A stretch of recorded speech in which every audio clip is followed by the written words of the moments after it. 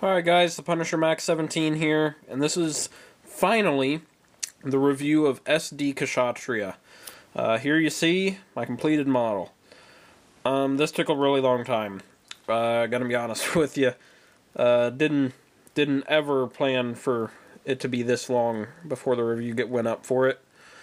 But here it is, fully painted. There's a full 360 of it. I think it looks pretty good. The shading on it is decent, I would say. I shaded all the lighter green parts, didn't shade the darker green, and didn't shade the black. I don't know, guess I just got a little lazy. Here's some close-up views of it. Had to hand paint all of the sleeves kind of things. That was a really big pain, not gonna lie. I think it turned out pretty well though. It turned out better than I thought it would, to be honest. Just from the trouble I was having when I started painting it and stuff, I thought it was going to go pretty badly, but it didn't. So, anyway. You know, there's not a lot of articulation to this kit or anything. Basically, you can make these move up and down some. About that much.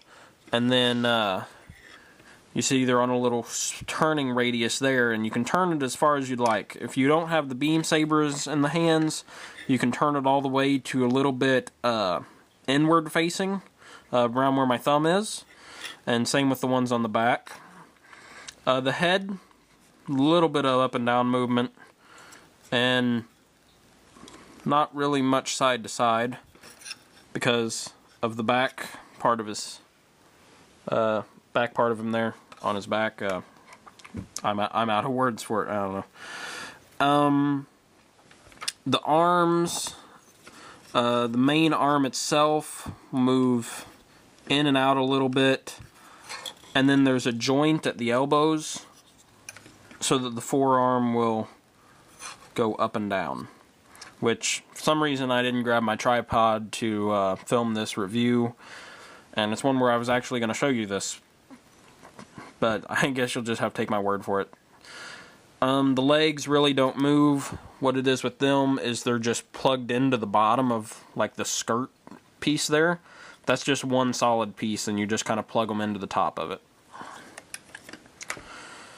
And, that's about all the articulation there is on this guy, to be honest. Not, you know, it's SD kit, a bulky SD kit at that, so not a lot. But I'm fine with that. He looks pretty cool just standing there. And that's what he does on my shelf, just stands there. Like this. I don't know if you all knew the reason why it took me so long to do this, but basically I ran out of paint at one point.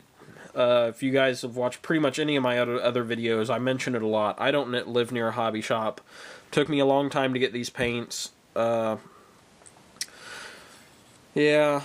and got busy with some other stuff. I don't know.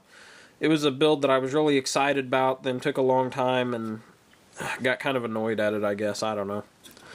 Had a lot of masking to do with this. Of course, there's not a whole lot of part separation on it. Basically had to mask off the legs. You can see, because these legs are just two pieces, you know, two halves, and you can see there's the white there on the front and the back, and if you can't really see it, but there's some black in there on the leg. There you go.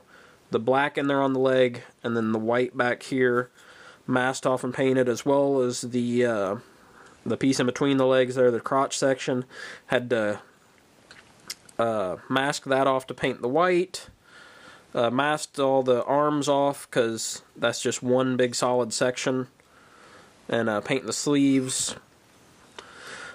Could have masked these off, and I know somebody's probably going to mention it, but I didn't paint the little thruster vent things there.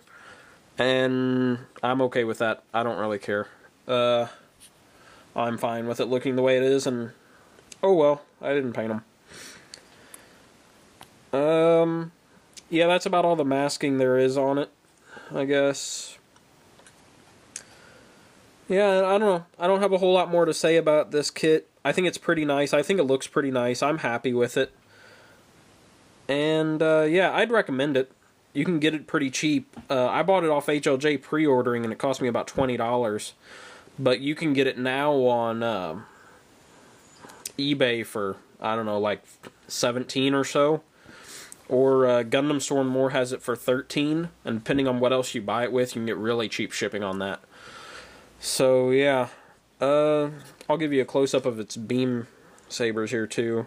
I did a little effect kind of thing that Vegeta8259 talked about in his videos, where I painted it the color of them that they're supposed to be, which was green, and then at the base of it I did some white and just kind of trailed that off into there. I think it looks pretty nice. I liked how it turned out. I'll also do a size comparison on this guy real quick, because I know before I bought him I wasn't real sure how big he would be or anything. So I'm going to go and run and grab a regular 1/144th scale size Gundam, and I'll show you a size comparison. Be right back. Okay, I'm back. And this is a size comparison with a regular high-grade 1/44th scale RX-78-2. And, you can see the Kshatriya comes up about shoulder height with it, including, you know, the binders and the little point on its head. If we're talking actual head height, it's just about a little over the waist. Decent-sized SD kit. I was happy with how big it was. I don't know if I mentioned this before, but I've never built an SD kit before, so I really didn't know what to expect in terms of parts, in terms of size, any of that, and I was happy with it. I'm happy with my purchase.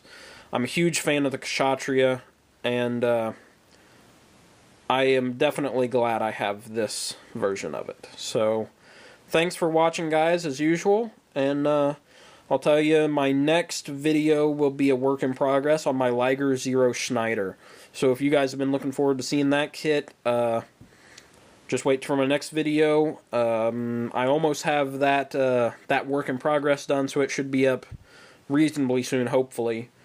But no promises there. You guys have probably learned through my videos that I'm not the greatest on timelines, but that should be my next video as a work in progress on it. So, anyway, thanks again for watching, and I'll see you all next time.